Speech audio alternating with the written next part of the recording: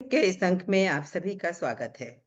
मित्रों, एक बार फिर हम अपने विद्वान के साथ, आपके साथ हैं, यानी आपके ड्राइंग रूम में, आपके घर में और आपके मन में भी। कोशिश हमारी यही है कि आपके मन को भी जानें और वो सारी उलझनें भी जानें, जिसकी वजह से आप जीवन में गाहे-बगाहे परेशान होते हैं और हल ढूँढने का प्रयास करते हैं, उसके लिए भी परेशान होते हैं। तो अब आपको परेशान होने की ज़रूरत नहीं है, क्योंकि हमारे जो विद्वान हैं, वो सिर्फ़ विद्वान ही नहीं हैं, वो हम सबके मित्र भी हैं। हम सबके गाइड भी हैं, मार्गदर्शक भी हैं और आपके चिरपरिचित भी हैं। हम इनको एक बार नई श्रृंखला में लेकर आए हैं, आपके साथ आपकी उलझनों को दूर करने के लिए। तो आइए इनका स्वागत करें। ये हैं वाराणसी के डॉक्टर गौतम चटर्जी। गौतम जी, आपका इस अंक में स्वागत है। बहुत बहुत अभिनंदन मेनका जी। और आपके प्रति कृतज्ञता ज्ञापन कि आपने मुझे इस कार्यक्रम में रखा। लेकिन मैं न विद्वान हूँ, न मैं कोई मनोचिकित्सक हूँ, मित्र हो।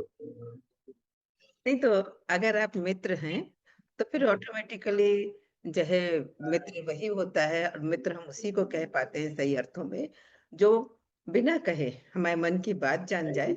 और ये बात हम इसलिए कह रहे हैं कि केवल मित्र ही है ऐसा जो शब्दों का सही-सही अर्थ पकड़ पाता है। कि अगर हम आपसे ये कह रहे हैं कि आज मेरी तबीयत ठीक नहीं है, तो मतलब आप इस चीज़ को समझें कि तबीयत में क्या फिज़िकली हम ठीक नहीं हैं या मानसिक तौर पे हम अशांत हैं, तो वो मित्र ही ऐसा होता है जो उसके सही अर्थों को समझ पाता है। कई बार जो हमारे रिश्तेदार होते हैं, नातेदार होते हैं या जिनको हम मित्र कहते हैं, वो ये समझते हैं कि ये तो सिर्फ़ बहाना बनाया जा रहा है, साथ ना जाने का या साथ काम ना करने का। तो मैं गौतम जी, ऐसा होता है ना? और मुझे कई बार ये महसूस हुआ है। आपकी बातों से यही निष्कर्ष निकाला जा सकता है कि जो जिसमें दूसरों को फील करने की कैपेसिटी है वो मित्र है। बिल्कुल, बिल्कुल। और ये एक वो डेफिनेशन बनाया जा सकता है मित्र का। नहीं, ये डेफ़िनेशन तो हुआ ही, साथ में हम आपसे ये भी पूछना चाह रहे थे कि कई बार लोग बातों की या तो गहराई में नहीं जा पाते हैं, विषय की गहराई में नहीं जा पाते हैं या शब्दों के सही अर्थ को पकड़ नहीं पाते हैं। तो हो सकता है कभी हमारे साथ भी ऐसा हुआ हो कि कोई हमसे कहना कुछ चाह रहा हो और उसका अर्थ हमने अपने हिसाब से कुछ और निकाला हो। तो ये क्या विषय की गहराई में नहीं जा पाने के कारण होता है? या शब्दों के सही अर्थ को पकड़ने की हमारी क्षमता नहीं होती है, योग्यता नहीं होती है? अभी तो हम लोगों ने यही बात की ना कि अगर मैं आपको फील कर सकता हूँ तो मैं मित्र हूँ, या आप मुझे अगर फील कर पा रही हैं तो आप मित्र हुई। यही तो अभी हम लोग एक अच्छी बात हुई। बिल्कुल। मित्रता को एक नए ढंग से देखने की दृष्टि हुई। अब बिल्कुल। ये है कि आपने कुछ कहा और मैंने कुछ और समझ लिया। ऐसा कभी नहीं होता है कि आपने कुछ कहा मैंने कुछ और फील कर लिया, या मैंने कुछ कहा आपने कुछ और फील कर लिया। ऐसा नहीं होता है। आपने कुछ और समझ लिया, मैंने कुछ और समझ लिया होता है। ये जो समझना होता है, ये माइंड का काम होता है, सोचना समझना। तो जब हम माइंड की गिरफ्त में रहते हैं तो इसका मतलब है कि फील नहीं कर पाते ना। और जब फील करते हैं तो कभी ऐसा नहीं होता है कि वो मिस फील हो जाए। आपने कहा कुछ और हमने कुछ और फील कर लिया, ऐसा आज तक कभी देखने को नहीं मिला है। अगर आपको दुख हुआ है तो मेरे पास खुशी की फीलिंग आ गई आपके पास से, ऐसा कभी तो हुआ नहीं। कभी किसी ने नहीं कहा कि मैंने तो अपनी ये फीलिंग बताई और आपने कुछ और फील कर लिया। ये हमेशा सोचने समझने में ही होता है। आपने कहा कुछ और मैंने कुछ और समझ लिया। और फिर लोग बोलते भी हैं, अरे मैंने सोचा कि आप शायद इतनी जल्दी नहीं आ पाएंगे। मैं यहाँ पर एक स्कूल है जिसकी बहुत सारी शाखाएं हैं, ऐसे कि आजकल हर शहर में अंग्रेजी स्कूलों की होती है। वहां पर मुझे एक बार चीफ गेस्ट बनाया गया था। कोई ड्रामा कॉम्पिटिशन था और बीएचयू के पास में ही था। तो मैंने हाँ कर दिया था और 10 बजे से होना था। मेरी एक आदत है कि क्लास में भी मैं जब जाता हूँ तो 10 मिनट पहले जाता हूँ, जाके अपने रूम में बैठना, थोड़ा पानी पीना, फिर क्लास में। तो वहाँ 10 बजे बुलाया गया तो मैं 5 मिनट पहले पहुंच गया था। अब ये वहां पर अफरा तफरी मच गई थी कि चीफ गेस्ट जो है 5 मिनट पहले आ गए। तो जो मेन उनके मालिक हैं, स्कूल समूह के जो सबसे बड़े हैं, उनकी मिसेस, दोनों लोग, वो लोग अपने घर से आए ही नहीं थे, और उनकी जगह पर जो मेन है वहां पर मैडम, वो मुझे अपने रूम में भी ले गई। खूब सारे सॉल्टेड कैशू नट्स और चाय कॉफी, फिर कुछ देर बाद फिर एक कॉफी क्योंकि उनको लगा था कि कुछ इतनी जल्दी तो हो रहा नहीं है, कब से थोड़ी देर बैठना है। फिर उनके पास शायद उनका मैनेजिंग डायरेक्टर का कॉल आया कि मुझे ले जाए हॉल में और सारी चीजें। फिर जब मैं बैठा वहां पर, थोड़ी देर बाद हस्बैंड वाइफ दोनों आए, एक मेरी इस बगल बैठी, एक मेरी इस बगल बैठी, और दोनों लगातार बोले जा रहे थे। वो मैडम कह रही थी कि गौतम जी, मैं इनसे कह रही थी कि ये आज पूजा जल्दी कर ले और वहां तक पहुंचा है, गौतम जी आ चुके होंगे। ये मुझे दूसरी ओर से मुझे बोल रहा था कि मैं इनसे कह रहा था कि ऐसा करें। दरअसल क्या हुआ था कि ये जो ट्रेजेडी लोगों के साथ हो गई थी, उन्होंने, उनके पास ये अभ्यास है कि चीफ गेस्ट हमेशा 1 घंटे बाद आता है बनारस में, और वो सोच रहे थे कि अगर 10 बजे बोला गया तो 10:30 11 बजे फोन करेंगे, अभी आप कहाँ पर हैं। उनको उनके जीवन में कभी घटा ही नहीं था कि चीफ गेस्ट 5 मिनट पहले आए।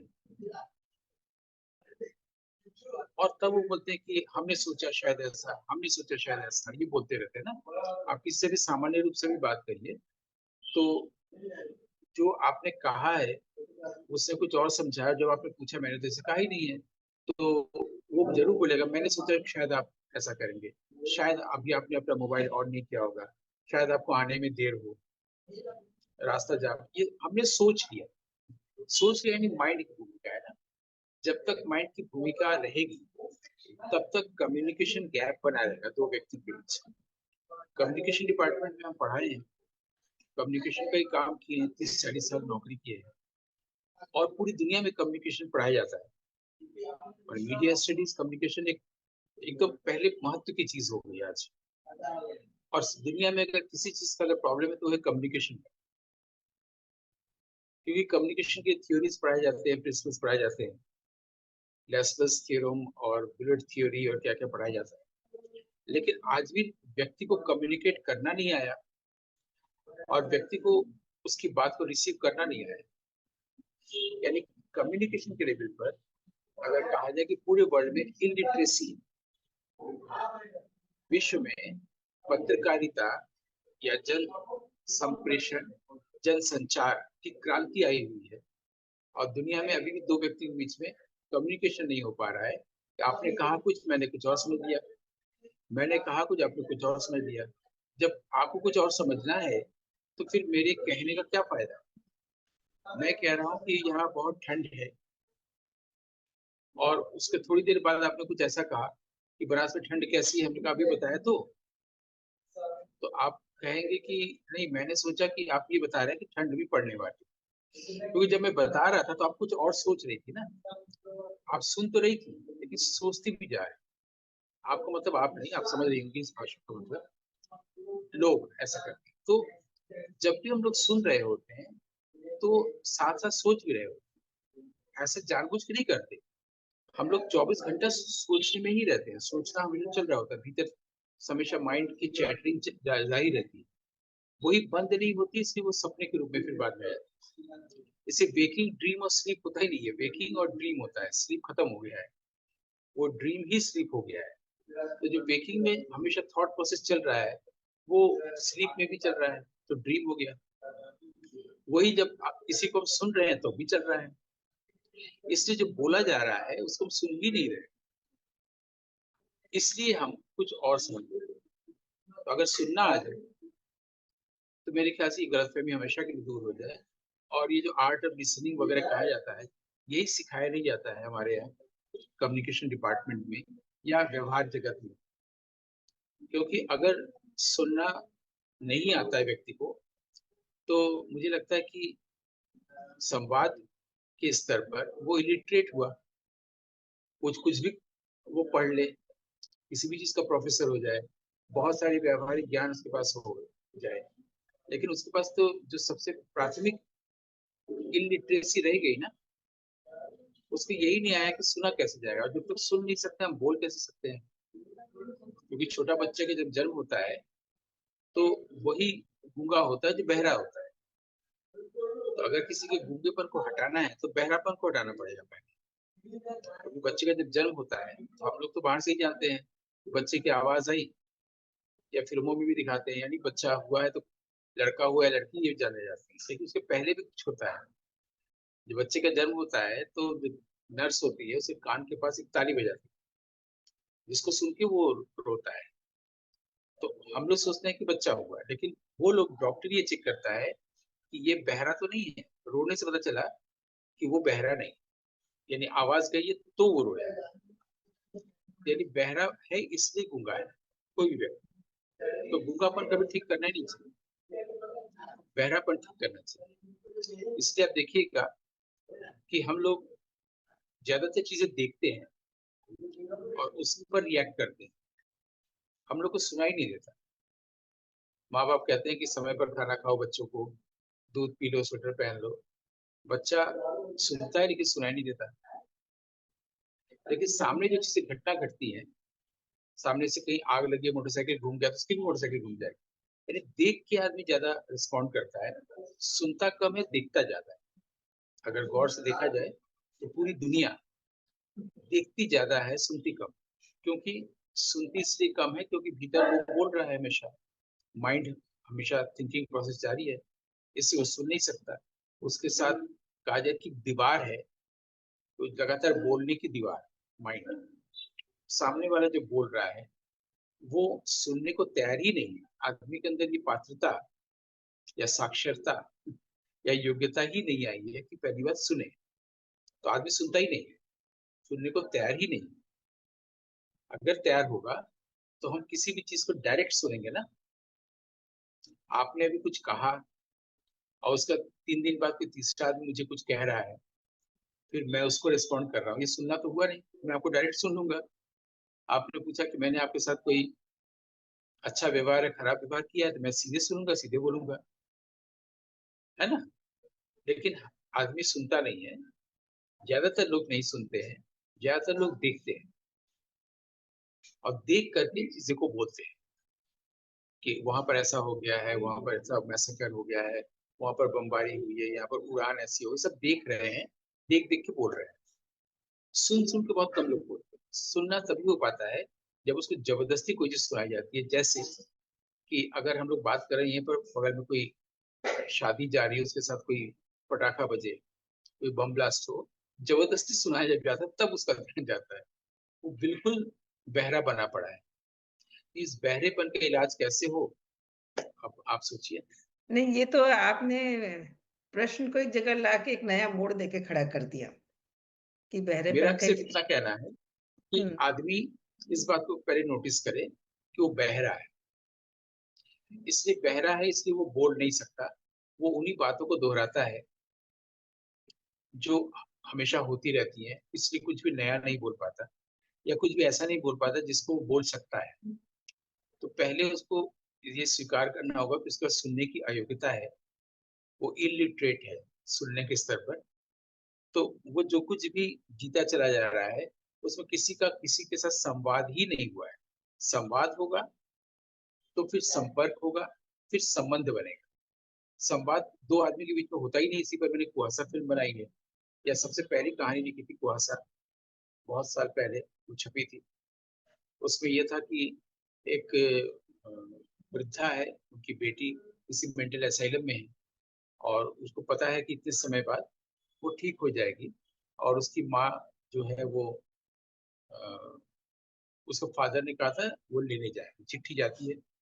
लेकिन वो लोग जाके बेटी को ला नहीं पा रहे, जबकि बेटी एकदम ठीक हो चुकी है, क्योंकि फादर को प्यार करती है, फादर गुजर गए हैं। और जो उसकी माँ है वो सोच रही है अगर उसके पास ये खबर पहुंचेगी कहीं वो फिर से पागल ना हो जाए, तो कैसे जाए। इस पर वहीं पर एक वृद्ध व्यक्ति साउंड रिकॉर्ड करता है। वो उससे मिलता है तो उसे बोलता है कि मुझे तमाम तरह का साउंड रिकॉर्ड करते हो रात में निकल के, कोहरे भरी रातों में, तो मेरे भीतर का जो पेन है इसको रिकॉर्ड कर सकते हो? फिर क्योंकि बेटी का ऐसा है, फिर वो वृद्ध व्यक्ति अपनी उस बेटी को समझाते हुए ले आ रहा है असylum से कि ऐसा ऐसा हो गया, तुम्हारे फादर नहीं है, तुम्हारी माँ ये सोच सोच के परेशान है कि ये सोच सोच के परेशान है ना, ये हर इंसान की परेशानी है। सोच के परेशानी कैसे कहेगी तुमसे कि तुम्हारे फादर है? तो तुम जाना, मिलना और जाति बता देना कि मुझे पता है कि फादर नहीं, इसी चिंता करनी जरूरत है। जब माँ बेटी मिलते हैं तो वो बुजुर्ग व्यक्ति जो रात में कोहरे में साउंड रिकॉर्ड करता है आकाश नीचे से खामोशी में, वो बहुत दूर से देखता है, यानी वहीं से हमारा पाठक भी देख रहा है सीन को। माँ बेटी मिल रहे हैं, बेटी और माँ बहुत गले मिलते हैं, बेटी बताती है कि मुझे बहुत खुशी है, सारी चीजें। माँ बोलती है सब तो ठीक है, लेकिन बेटी मैं तुझे कैसे बताऊं? तो बेटी बोली कि मैं, मुझे सब पता है, तुम्हें कुछ बताने की जरूरत नहीं, मुझे सब पता चल गया कि अब पापा नहीं रहे हैं। उसके थोड़ी देर बाद बेटी, माँ बोल रही है कि तू पहले से कितनी मोटी हो गई हो, तुमको देख के अच्छा लग रहा है, कि मैं बेटी मैं तुझे कैसे बताऊं?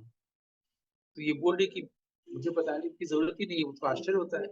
बाद में वो रिवील करती है कि माँ बेटी को देखते उसके अंदर उसकी शॉक लगा है, और उसके बाद प्रेजेंट मेमोरी बननी, इमीडिएट मेमोरी लॉस हो गई। उसको पहले की सब याद है माँ को, लेकिन अभी अभी जो बोल रही है वो रजिस्टर ही नहीं कर रहा है, रिकॉर्ड ही नहीं हो रहा है। ऐसा वृद्ध लोगों में प्राय होता है कि अभी खाना खाया है और भूल गए कि खाना खाया है कि नहीं। अभी आपसे आपका नाम पूछेंगे और तुरंत भूल जाएंगे क्या नाम बताया। ऐसा सेनाइल होने पर इंसान के होता है। ये मैंने कहानी रखी, ये प्रतीकात्मक है कि जैसे माँ और बेटी में कम्युनिकेशन नहीं हो पा रहा है, ऐसी पृथ्वी में किसी भी दो व्यक्ति के बीच में कम्युनिकेशन नहीं होता है, और यही झगड़े की मूल जड़ है। बल्कि यही ईर्ष्या द्वेष आदि आदि जो चीजें होती है उसका मूल जड़ है। आदमी को अगर ईर्ष्या द्वेष हटाना है तो कम्युनिकेशन लाना पड़ेगा, और कम्युनिकेट करने का सिखाना, पढ़ाना डिपार्टमेंट्स में या कहीं भी, वो है कि हम उसको सुनना सिखाएं, उसके बहरेपन के इलाज में। क्या बात है। मतलब ये आपने ऐसा, जैसे एक ऐसा पर्दा हटाया, एक ऐसा रहस्य हटाया कि हम सब सोचते हैं कि हम सुन रहे हैं, लेकिन अगर आपकी बात को हम ध्यान से सुने और समझें, समझने पे ऐसा लगा कि वास्तव में हम लोग कोई नहीं सुन रहा है। ये एक बहुत बड़ी चीज है। और और इसके लिए लोग योगा मेडिटेशन करते हैं, मन को, क्योंकि थॉट को कंट्रोल नहीं कर पा रहे हैं, हमेशा बोलते हैं भीतर बोला जा रहा है, माइंड में पीस नहीं है, पीस लाने के लिए योगा मेडिटेशन करते हैं, थोड़ी देर की शांति मिलती है, उनको लगता है अच्छी बात है, कल सुबह फिर करेंगे। और फिर अगली सुबह जब सो के उठते हैं, ब्रश करने जाते हैं, फिर वो जिसको कहते हैं कि ज्वार आ जाता है, और भीतर वो चल रहा है, सपने में भी आया, फिर वेकिंग स्टेट में भी आया। वो हमेशा बोलना भीतर जारी है, सोचना जारी है, बोलना यानी सोचना, लेकिन फिर नहीं सुन पाएगा वो। ये यूनिवर्सल प्रॉब्लम के रूप में इन सब चीजों को लेना चाहिए इंसान के। जैसे ही ये ठीक हो जाएगा, आदमी को सुनना आ जाएगा, प्रॉब्लम सॉल्व। उसका पहले अपना प्रॉब्लम सॉल्व हो जाएगा, उसको गुस्सा नहीं आएगा, ईर्ष्या नहीं करेगा, घृणा नहीं करेगा, डाह नहीं करेगा, तुलना नहीं करेगा, कंप्लेन नहीं करेगा, बस सिर्फ सुनना है। और मेरी सारी लेख, सारी कहानियां, सारे नाटक, सारी फिल्में इसी विषय को रेखांकित करती क्या बात है, मतलब कि अगर एक तरह से देखा जाए तो कितनी छोटी सी बात है कि हमें सुनना आना चाहिए, लेकिन ये प्रोसेस कितना बड़ा है। और ये एक सुनना आने से कितनी सारी नेगेटिविटी हमारे अंदर से चली जाती है, ईर्ष्या है, द्वेष है, और इस तरह की जितने भी हैं चीजें वो चली जाती हैं, मिसअंडरस्टैंडिंग है। तो मित्रों, आपने देखा कि एक मूल कारण तक पहुंचना, वो बहुत बड़ी चीज है। और गौतम जी, आपकी सबसे बड़ी बात ये है कि आप बहुत ही मतलब जो है कहना चाहिए कि स्तरीय सतही बातें नहीं करते हैं, किसी भी चीज की गहराई में जाके उसके कारण को बताते हैं। और ये जो आज आपने कारण बताया कि पूरे यूनिवर्स में एक प्रॉब्लम है बहरेपन का, वास्तव में हम सचमुच बहरे हैं, इस सेंस में कि हम जो कम्युनिकेशन किया जा रहा है, यानी जो हमसे कोई बोल रहा है उसको हम ना तो सुन पा रहे हैं, और जब हम सुन नहीं पा रहे हैं, जो ये थॉट प्रोसेस चल रहा है, उससे हम कम्युनिकेट भी नहीं कर पाते हैं, क्योंकि पूरे टाइम जो है थॉट प्रोसेस हमारे अंदर है। और ये जब मैं सोचने लगी अभी तुरंत कि ये हमेशा होता है, जब हम किसी को सुन रहे होते हैं तो सोच भी रहे होते हैं। और एक बार आपने एक हमारे जूम सेशन में जब साहित्य पथिक हम करते थे, उसमें आपने बताया भी था कि बच्चे, जब टीचर क्लास में कुछ बोलता है, समझाता है, एक्सप्लेन करता है, तो बच्चे बैठ के ये सोचते हैं कि जब टीचर बोलना बंद करेगा तब हम ये क्वेश्चन पुट अप करेंगे।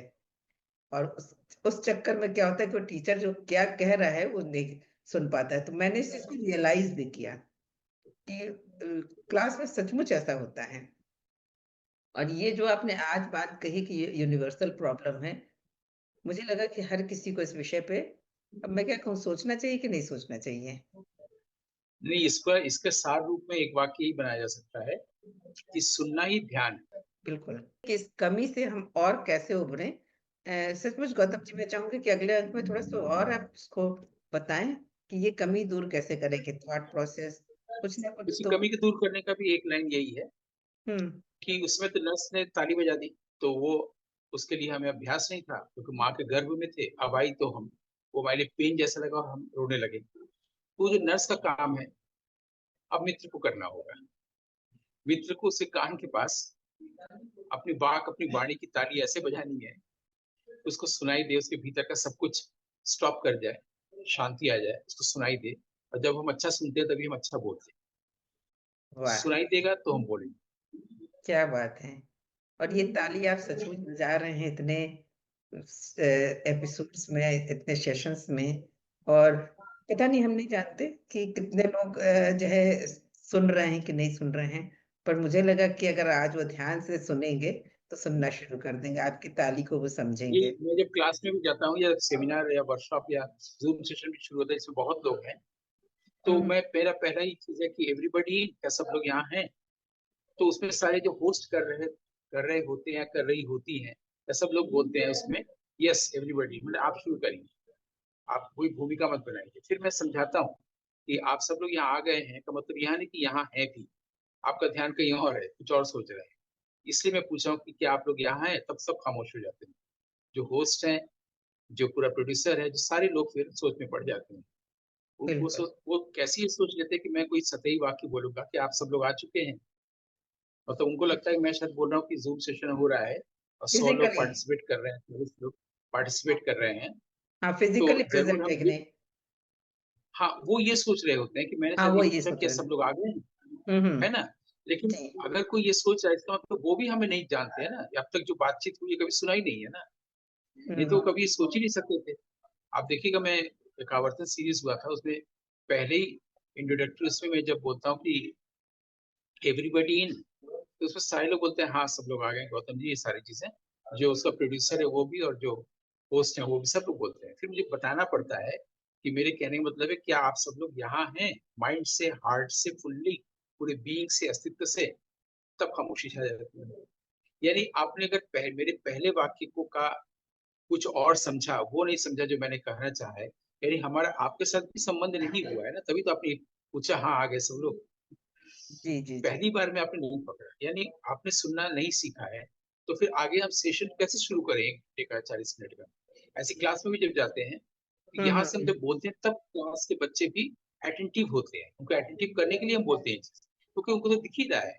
जब मैं क्लास में हम्म। गया हूँ या बीएससी में पढ़ाता था जब, तो 40 बच्चे बैठे हुए हैं, मैं अगर बोलता हूँ कि आप सब लोग यहाँ हैं, तो दिख ही रहा है, फिर मैं क्यों बोल रहा हूँ? तो उसमें से इंटेलिजेंट बच्चे समझ जाते हैं कि हम लोग जो बाहर के सोच रहे हैं कि इसके बाद हम लोग बीटी में चाय पीने जाएंगे, घूमने जाएंगे, गर्लफ्रेंड को वहां ट्रीट देंगे, ये सब नहीं, अभी यहाँ आ जाए।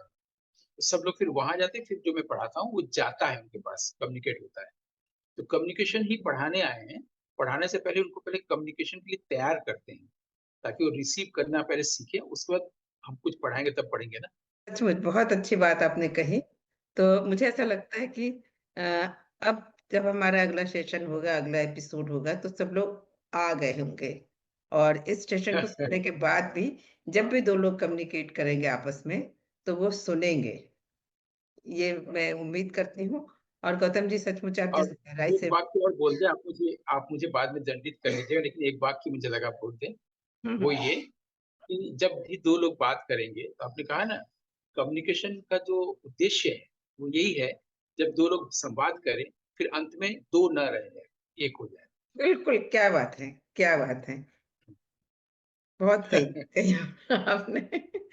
तो सचमुच इतने अच्छे एपिसोड के लिए, इतनी अच्छी जानकारी के लिए, और स्पेशली बहरापन दूर करने के लिए, वो राह दिखाने के लिए कि हमारा बहरापन दूर हो, उसके लिए आपको बहुत बहुत शुक्रिया गौतम जी। और अगले एपिसोड में कुछ और लोगों की बातें लेके हम आएंगे। तो thank you so much. Anand Anand Anand.